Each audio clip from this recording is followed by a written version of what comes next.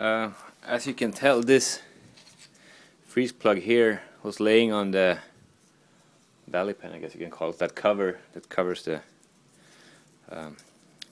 underneath the intake, and it has just corroded, I guess, or just gotten old, I don't know, whatever. It came out. Hopefully it wouldn't come out through some kind of added pressure underneath or anything. So I gotta find another one of those. I took the carburetor off of it so I could just take a look under there too without having that underneath there. So yeah, we'll clean this out and see if we can find another one of these and put it back together again.